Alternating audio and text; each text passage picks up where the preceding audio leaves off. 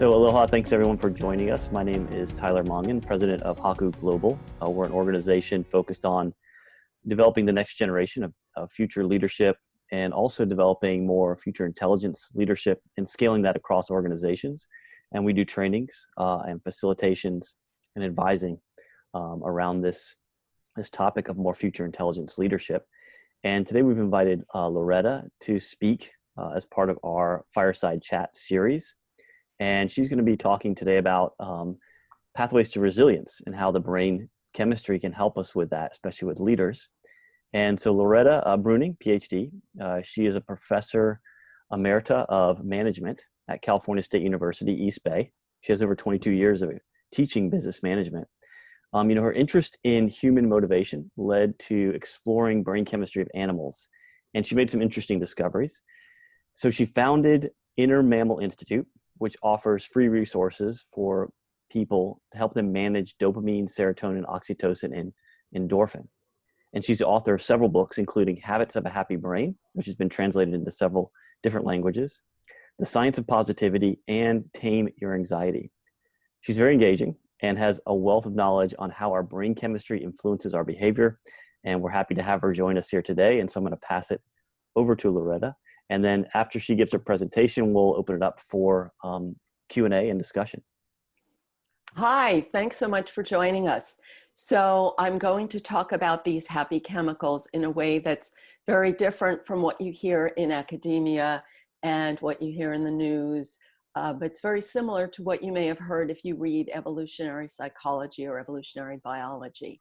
So I'm going to start the presentation, and you'll decide for yourself how this can help you. But I was amazed when I learned this information and how extremely relevant it is to my daily life and to the ups and downs that we all have.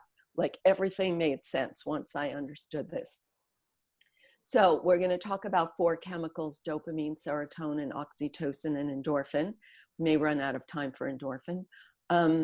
So these feelings come from brain chemicals that we've inherited from earlier animals. And again, when you read about this in the news or in academia, you don't hear about the animal perspective. What you mostly hear is the disease model, which suggests that everybody has these chemicals effortlessly all the time. And if you don't have them, then you got to go to the doctor and they'll fix it. But when you look at what these chemicals do in animals, you get an amazing clear picture, because animals can't cover up their responses and mask their impulses with fancy language. So you have more power over these chemicals when you know how they work. I found it amazing to understand my power over these chemicals, and I think everyone can find their power over them. And in fact, you're really controlling them all the time, so it's important to know how. And you can help others do that too. So if you're in a management capacity, it's much harder with others, of course, but the important thing is to do it in yourself. So our happy chemicals evolved to do a job, and we're going to talk about the job of each of these chemicals in the state of nature. And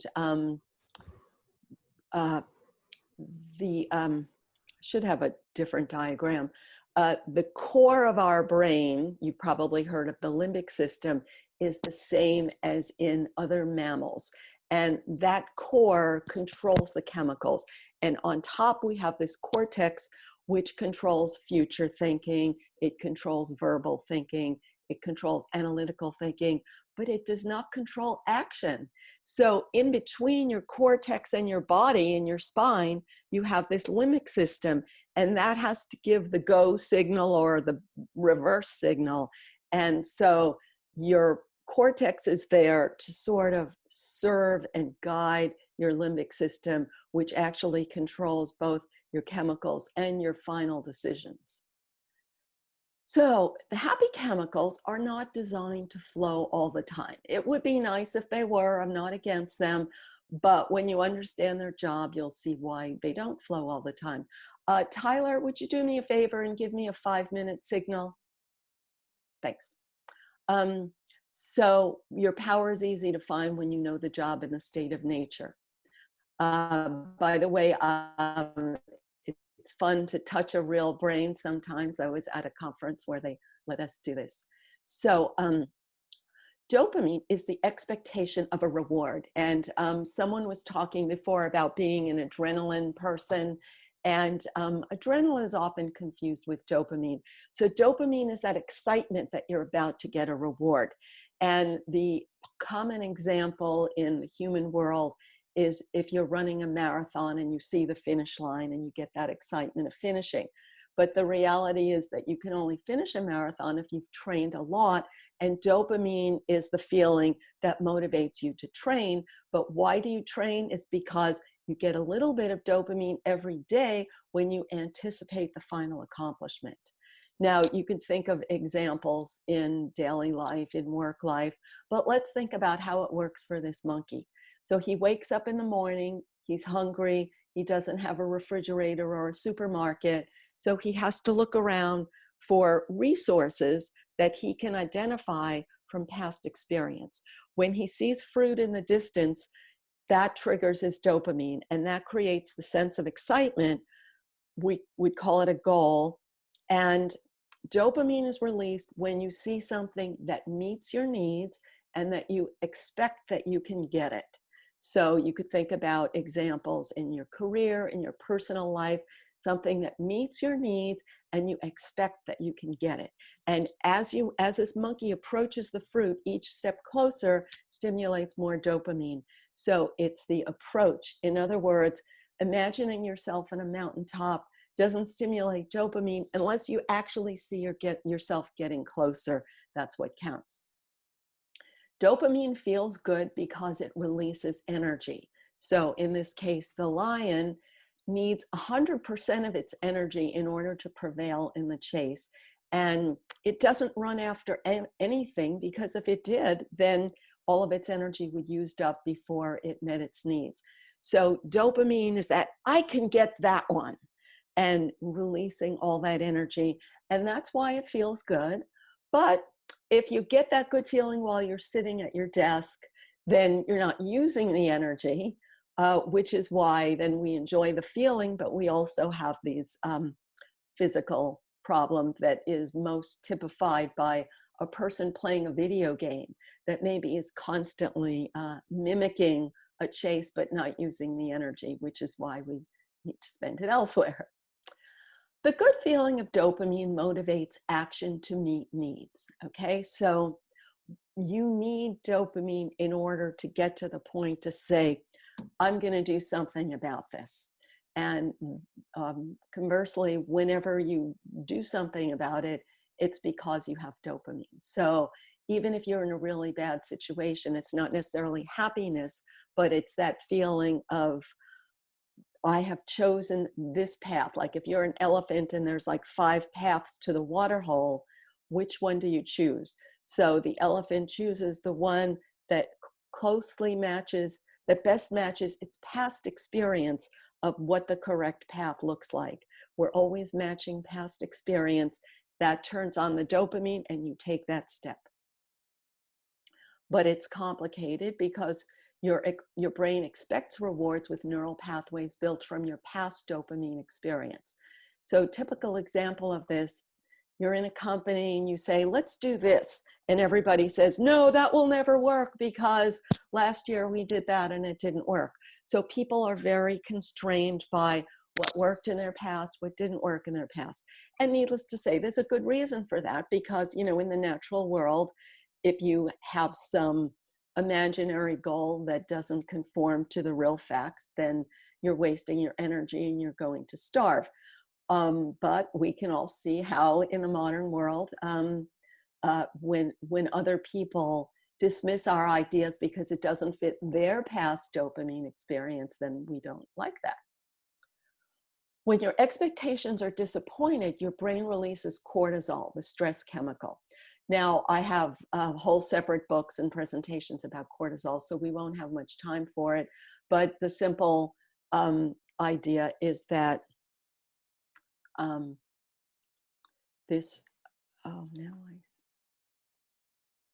uh, the zebra in the picture is the zebra is the one that's having the cortisol. The stress chemical is the feeling that you're about to be eaten alive. And when you're about to be eaten alive, it feels like a crisis and nothing else matters.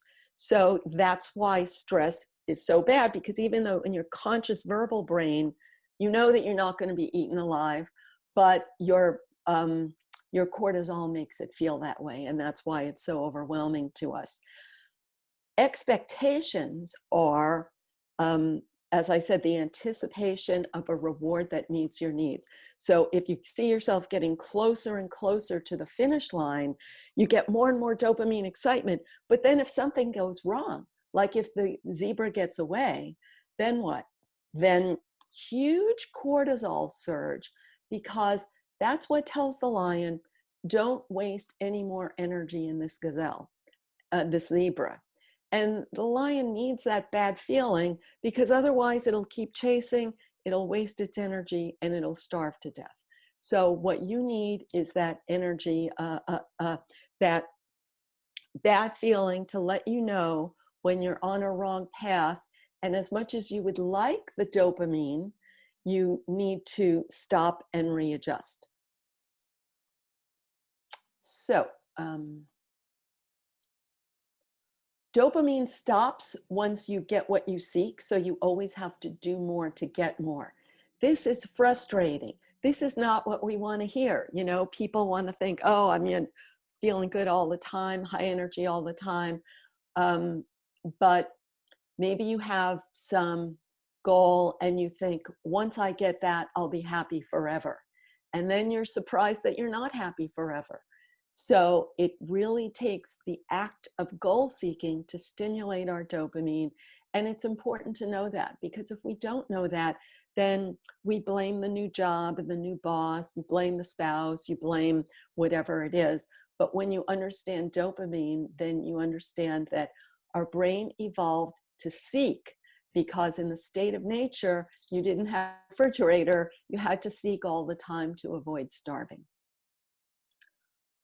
Our brain habituates to the rewards you have, so it takes new rewards to stimulate dopamine. And that is the frustrating part of life. If you eat a brownie and it's the most delicious brownie you've ever had, the second time you eat the same brownie, it's not the most delicious brownie you've ever had. So we constantly habituate to the rewards we have, and it takes new and improved to stimulate dopamine. So I'm going to move on more quickly. I have some solutions, but then I'll never get to the other chemicals, I think. So I want to mention that I have this presentation on my website, which is innermammalinstitute.org/slideshows, and you can see the whole presentation. So oxytocin is the pleasure of social trust. And when I say trust, I mean that we often get this warm and fuzzy image of animals where you think they're always nice to each other. But in fact, you may hopefully watch nature videos and see that they can often be quite cruel to each other. So if I let you close enough to touch my fur, you can bite me and kill me in an instant. So I make careful decisions about who I will let touch my fur. And how do I know? Well, when you touch me, it releases oxytocin. I trust you, but it's only if you fit my past oxytocin circuits that I release the oxytocin in advance. I trust you in advance because you match my circuits of what is safe. So as you could see, we really benefit if we have an oxytocin trust circuit relationship with colleagues, or if we can develop rapport that stimulates with new clients that oxytocin feeling. Now, it's really herd behavior. As much as we like to idealize it, it's the good feeling that it's safe to lower your guard. So animals need to lower their guard in order to eat, because if you're watching for predators all the time, then you can't eat. So you know how we enjoy that feeling that I'm safe because I'm with individuals who I can trust. Now, the trendy view that you hear in the media is that it's about hugging. But just to be practical, if you hug someone you don't trust, it doesn't do anything for you. So real trust is what the brain is looking for. And how does it know what real trust is? It's based on past oxytocin experience. So we seek social trust because oxytocin makes it feel good. So in the state of nature, animals are always making decisions about when to trust and when not to trust, because if they trusted someone who was not trustworthy, it would be an immediate survival threat. So the trust comes first, but we seek the trust because we expect it to feel good. Oxytocin is quickly metabolized, so you always have to do more to get more. And that's frustrating. And you can think of that's why you have company picnics. And that's why the company has a happy hour every Friday. So people are always looking for ways to renew trust. And also, you know that fake trust at a picnic doesn't really renew trust as much as real practical experience that meets your real needs. I mentioned it.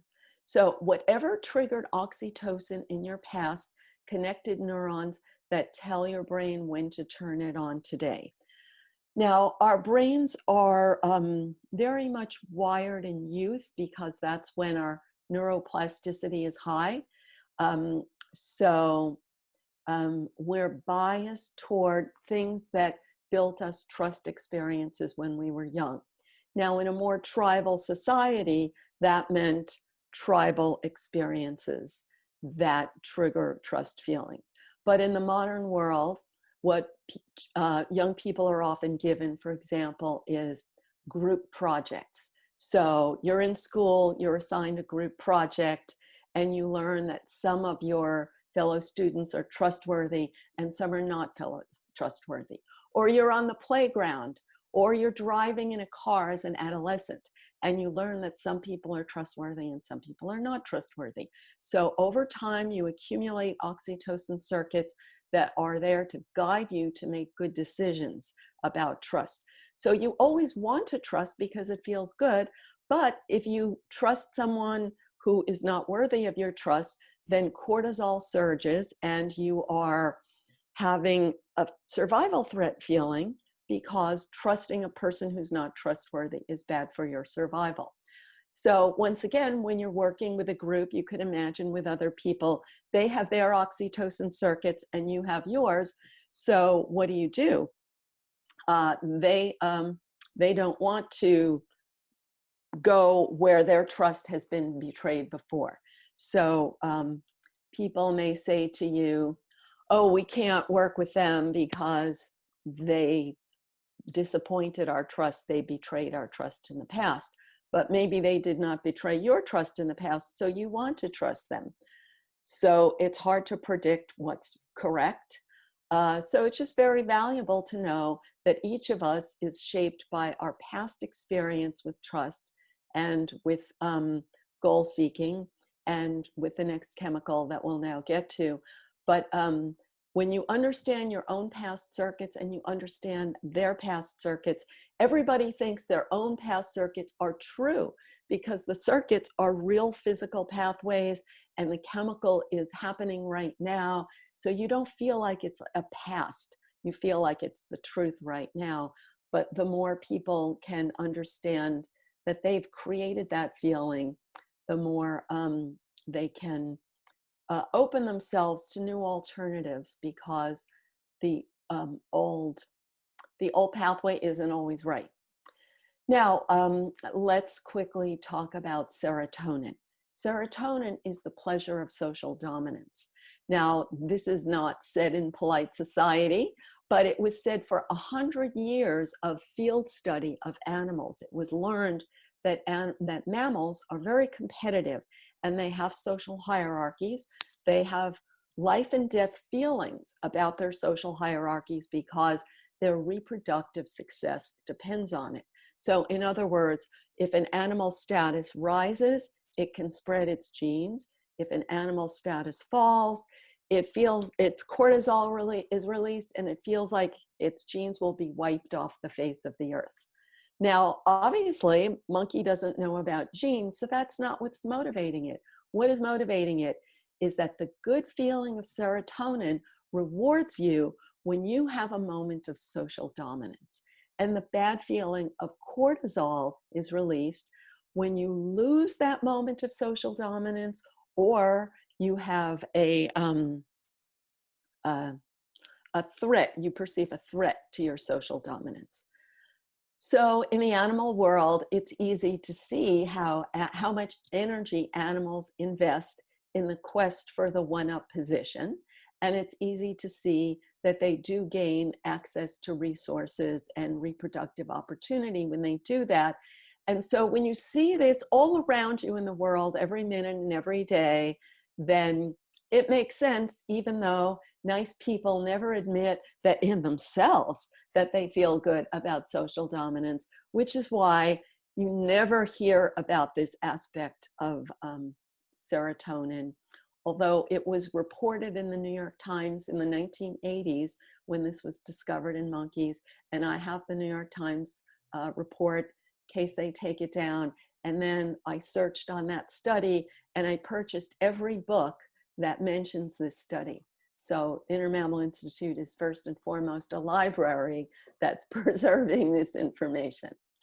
And it's fascinating to read how every different species has status conflict in a different way.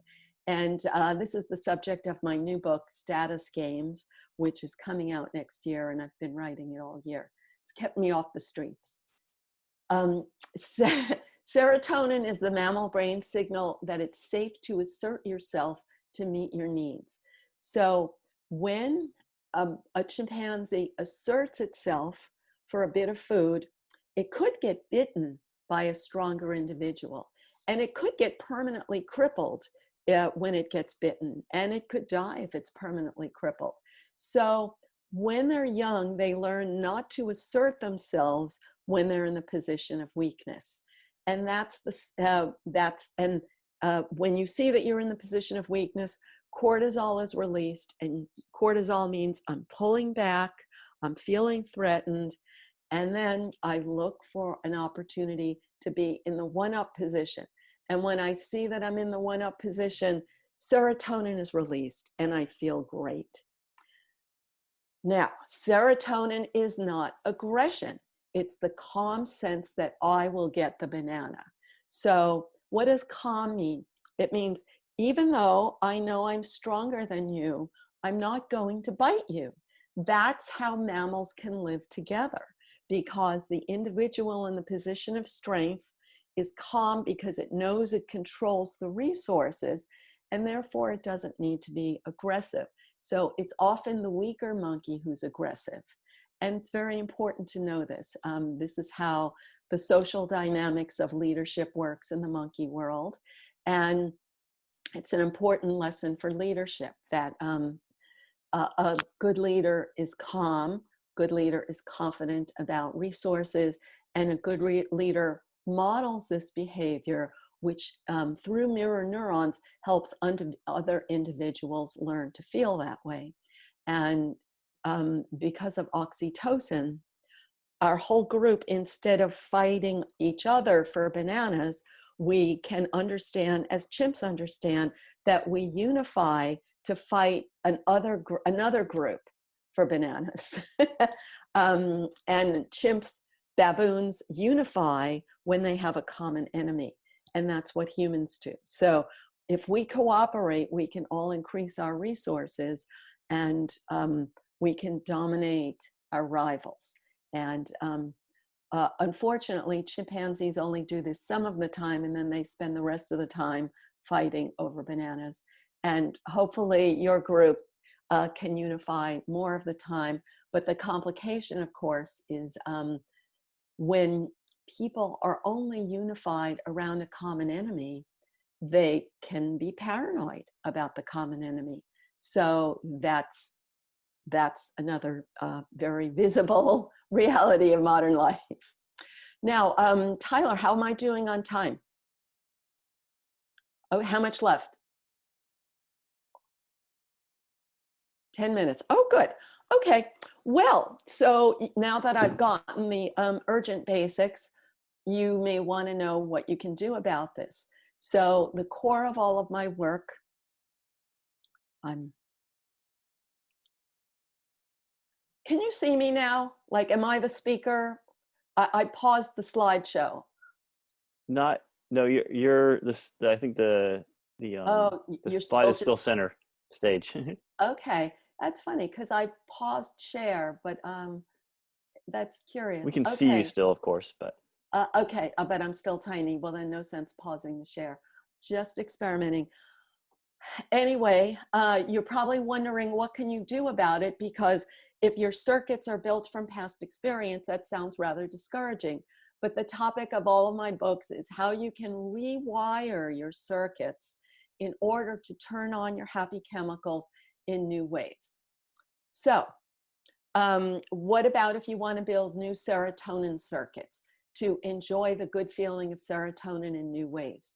Well, you often feel like others are dominating you because your verbal brain is not aware that you are seeking the dominance yourself because serotonin feels good. But you don't acknowledge that because the verbal brain doesn't understand the mammal brain. So that's why you always think other people are doing it to you. They're trying to put you down. They're trying to show off. They only care about being bossy, but you don't care about being bossy at all. So everybody thinks this way. And the better we understand our mammal brain, the better we can take responsibility for our own circuits instead of feeling like a little gorilla that's controlled by big gorillas. Um, so the frustration of life, serotonin is soon reabsorbed, so we are always longing for more, just like with dopamine and oxytocin. Any that you manage to release, it's soon gone, and you're always looking for more, and that's natural and normal. That's the way it's designed to work, because in nature, you're not meant to feel like you're the one-up guy all the time. You're only meant to feel like you're the one-up guy in that very specific situation. And if you act inappropriately, you may get bitten. You may get ostracized from the group if you act like a jerk. So our brain evolved to act appropriately and to judge from moment to moment, not to just feel serotonin pleasure sitting on the couch all day, every day. So that's a very unfortunate misconception, I think, about our limbic system. And I'm doing my best, but I'm just one person to argue against it. Your past serotonin experiences built the pathways that turn on your social expectations today. So let's talk about playground politics. Um, uh, we often, if you go to the zoo, you will see monkeys playing, or if you watch nature videos, you will see monkeys playing. And biologists often talk about monkeys playing, and they watch them in the field, and everyone uses the word play, but they're actually extremely rough when they play. And you may have observed this for yourself. And through that very rough play, a monkey learns to feel its own strength. It learns when it's confrontational and it wins, it feels good from serotonin. It learns if it's confrontational and it loses, it feels bad from cortisol. And cortisol is not psychological. It starts with real physical pain. So if you push someone or grab their toy and they're bigger than you and they knock you against the wall, that hurts, and cortisol builds a big circuit quickly, and that circuit for the rest of your life says, I don't want to mess with people who are stronger than me. So all of us build serotonin and cortisol circuits when we're young, and that's our operating system. That's our GPS that tells us when to assert ourselves and when to withdraw. Now, your early experience cannot possibly predict all relevant future experience. So every one of us has difficulties like applying and adapting that early neural network to our current circumstances. So there's no such thing as like the person who got the good brain and their life is perfect. But every one of us is wired in childhood and then is challenged to evolve. I shouldn't say evolve because that's physical, but to adapt and develop. So you can develop your neural pathways with some conscious intent. So what's a big-brained mammal to do? Well, first, we can start with realistic expectations. There is no free serotonin. Disappointments in the quest for social dominance feel like survival threats despite constant conscious intent. And my threatened feelings are triggered by my own natural urge for social importance. Personal agency. I can keep creating small moments of pride and self-confidence to keep enjoying serotonin. I am not really threatened despite the cortisol, and I can build new expectations by feeding my brain new experiences. So this is the solution in everything. First, small steps. Feeding your brain new experience in small steps repeatedly will build new pathways. And you may think it's hard. How can I build those small moments of getting happy chemicals in a new way when I'm still wired in the old way? And that's the challenge. And it's exactly equivalent to the challenge of learning a foreign language. You have to repeat. You may have learned your language effortlessly in youth, but it's not really effortless if you're around a child, but you weren't aware of the effort. So it's the same with your emotions. You wired your emotions effortlessly in youth, but you can rewire them in the same way that you can learn a foreign language. It takes so much repetition that most people give up. But you can engineer your day with small steps. And the good news is that you get the good feeling as soon as you take the small step. So if I construct myself a small moment of pride and self-confidence for serotonin, or a small moment of trust for oxytocin, or a small moment of approaching a goal for dopamine, then I get the good feeling now. But what happens? It's gone in a few minutes. So I have to do it again and again and again. And when I do that, I'll build a new pathway. With realistic expectations and personal agency, I can pair my cortisol and reap happy chemicals. With repetition, I can build new pathways to my happy chemicals. Small steps are enough if you keep repeating them, but it's important to know why it's so hard. If you're blazing a trail through a jungle of neurons, it takes tremendous effort. So imagine yourself in the jungle and you're trying to blaze a new trail, and it takes so much work just to advance one step that you think, this is crazy. I'd rather use the highway that I already have. And that's why we all tend to revert to our old habits, because sailing on a highway is so easy compared to blazing a new trail through a jungle of neurons. Now, what happens if you actually blaze a trail through a jungle? It grows right back, and that's so frustrating. But if you cut the same trail every day, you will finally slash a new trail, and then a new path gets established. And that's what happens in your brain if you can manage to repeat your new thought or behavior pattern every day for 45 days. The electricity in your brain will have a new place to flow instead of just flowing into the pathways you myelinated in youth. And your new pathway will actually expect to feel good because our brain is always anticipating rewards. So you will anticipate that I will enjoy this good feeling, like the leader chimpanzee anticipates getting the bananas. So lots more details on how to do this in my book, Habits of a Happy Brain. Retrain your brain to boost your serotonin, dopamine, oxytocin, and endorphin.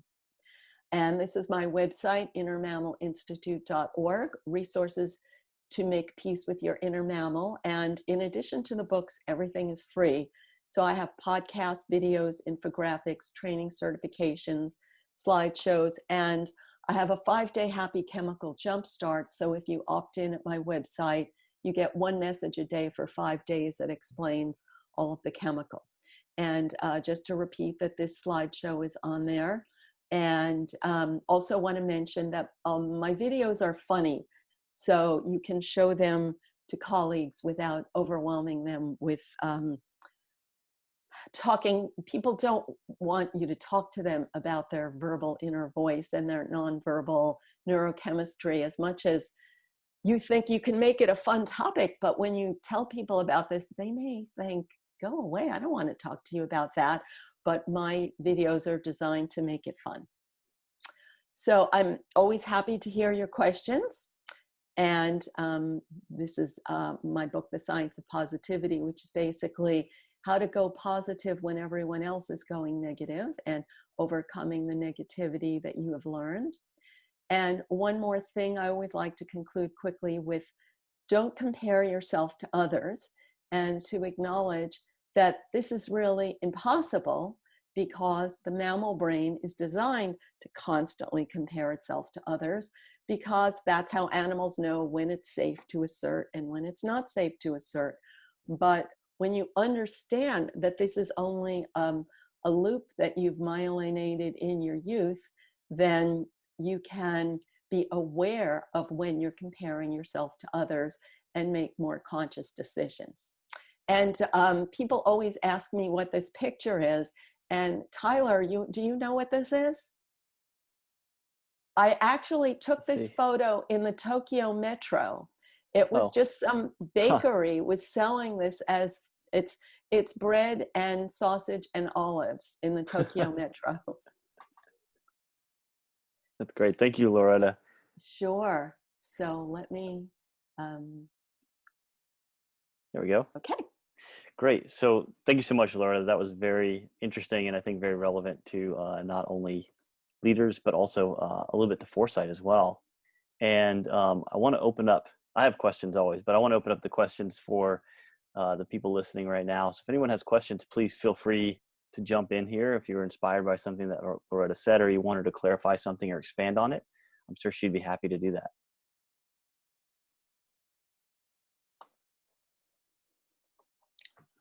Hello, Loretta. Hi.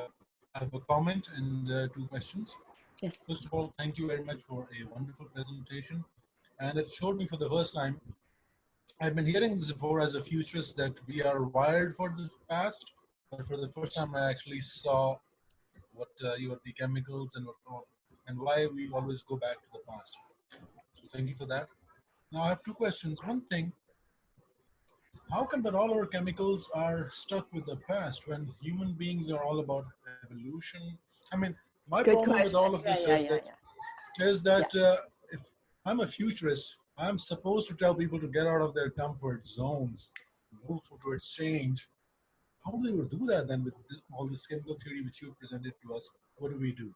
My second question is, it's a very stupid question that I asked the last time also when Tyler, there was another gentleman who also talked about physiology. But as a futurist, and I lived in the USA before, I was in Houston, and my area was safety.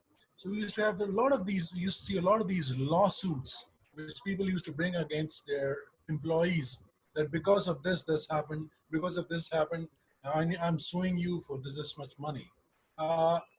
When I see the work which you are doing, and I am thinking that maybe 10, 15 years from now, people will be suing their employers because of this chemical urges happened to me, and that's why this happened. You need to pay me this amount of money.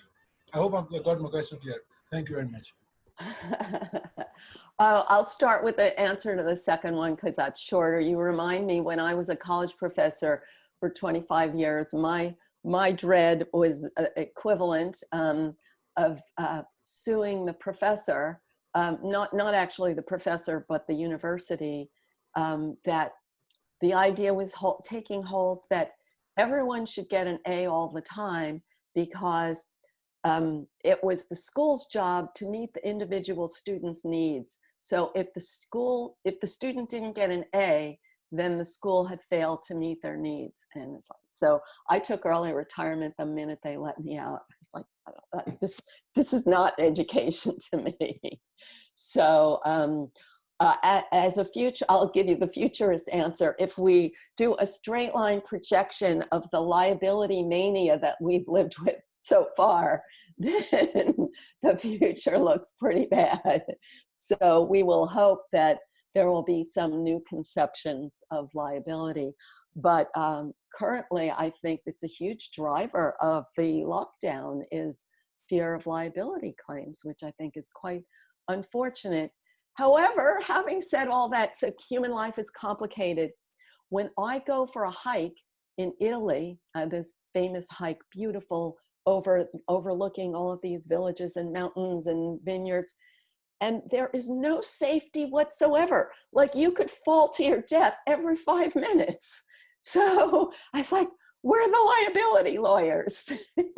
You know, so that's, you know, every adaptation has its strengths and weaknesses. Now, going back to the first question. So if we humans are future oriented, why are we wired by the past? I'm going to first answer with the 18-year-old brain. When you're 18 years old, you leave home and you learn new stuff and you think, I invented everything.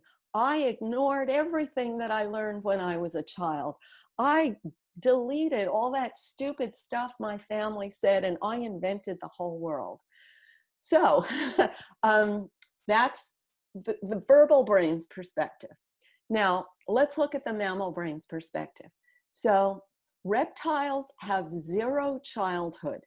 Reptiles have a teeny weeny cortex, and they are mostly hardwired at birth. A reptile leaves its parent the instant it's born because it already has all of its survival skills, but it has almost no learning ability. So it just keeps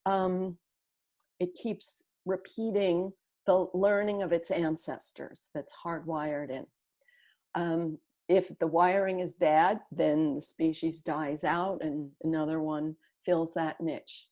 Now, a mouse has a childhood of a month. So a mouse is not born with 100% hard wiring. It has a cortex that learns from experience. That learning is 1 month long, okay? Now, a monkey has a childhood of 18 months. So a monkey learns for 18 months before it leaves its parent and reinvents the world. An elephant is like 5 years, chimpanzee can be 7 years. So humans have like 18 years because our brain is so full, is so big that it takes that long to wire in useful, adaptive, self-management information.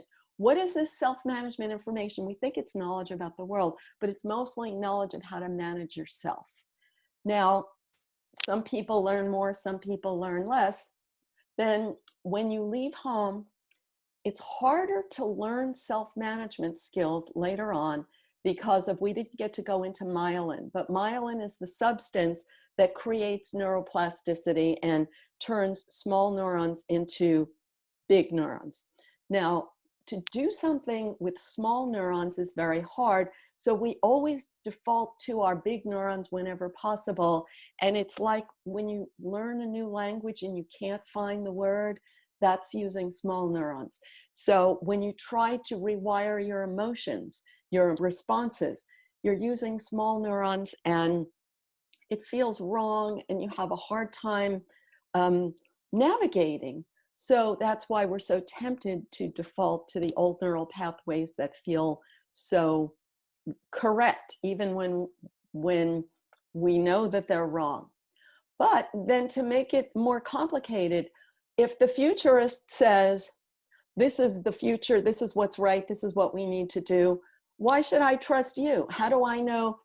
I have to tell you that my life experience with academics is not wonderful. So if an academic says, here's this cliff, we should all jump off, it's going to feel great. You know, am I going to follow them? No. So that's part of it. Thanks, Loretta. Anyone else? Thank you very much, Loretta. Really appreciate your reply. Thank you. Thank you.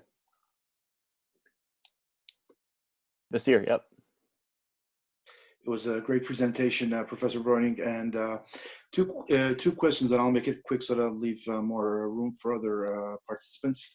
First question, hotel loyalty programs. They know what you like, what you don't like, and they try to give you the same room, same upgrades, and some even know your preferences, food, drink, and so forth. So is that a way of creating a roster of oxytocins? And as a scientist, when you look at the current pandemic and the situation that goes on that's been transpiring, so like, what was your initial reaction or your initial observation of what was going on in the on the public mind and so forth, and how do you get them out? Thanks.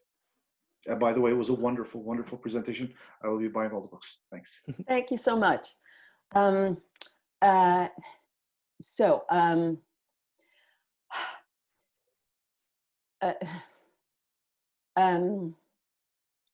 Let's start with this, excuse me, the less abstract question about the hotel loyalty programs.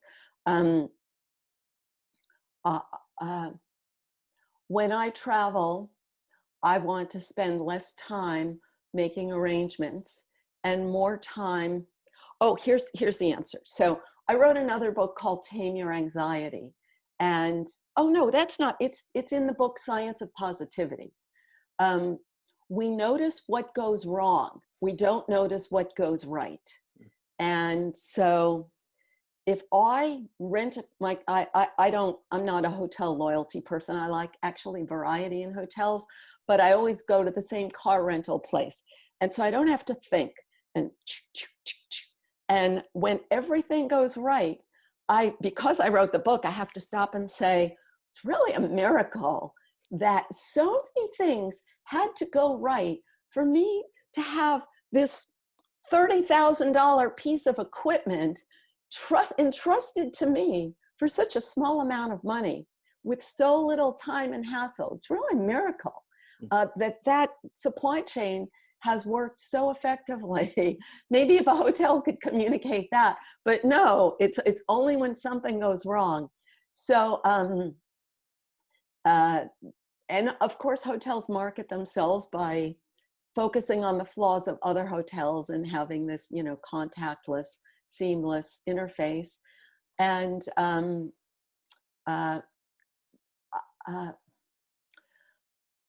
don't know. I don't know if you could appeal to people by letting them know how much has gone right. That may not appeal. But frankly, when I see pictures of a lady getting a massage at a hotel, it all looks the same to me. It doesn't appeal to me. So I don't know. I get massages on days that I work, and then on vacation days I hike. So I don't know. But let's go to the other question, what I think about the pandemic. So we could talk about, I'll talk to you more offline if you want. But when it started, I created a series that was called Stuck at Home, question mark. And the idea, which fit everything I've always talked about. Well, I talk about for dopamine, you need to give yourself a short-term goal, a long-term goal, and a middle-term goal, so that you are always reaching a goal and you're always stimulating dopamine and you're always feeling good. And that's what I was doing. And this whole frenzy now of saying that everyone has bad mental health, everyone is suicidal, this is insane. So, do I think a foreign power has taken over the media in order to tell everyone that they have bad mental health? Or are people really that crazy? I can't even figure it out. But I have just kept focusing on my goals. And just like, oh, is she gone? No, Claudia, I don't watch the news. It's insane. It's totally, and even the mental health community, which, of people who are therapists and coaches, I feel like they're so focused on bad mental health and blaming the employer and the government for bad mental health that guess what I'm doing? I'm writing proposal for my next book on this blame mentality. And I don't think it's good for mental health at all. So the question is people's mental health really that bad? Or is this just another one of this crisis mongering? Or was people's mental health always that bad? And that's, I spend my sort of free time entertainment like on history. And that's my view, is that mental health was always that bad. Thanks, Rada. Thanks, Basir, for the question. And John has a question here. He asks, would you say that our brains are wired to keep us safe and that we need to be intentionally brave in our personal growth, right? And then also, second question is, in a sense, we need to outsmart our brain to push through the cortisol-induced fear. Yes. So one at a time, if I remind me if I forget one. Yep.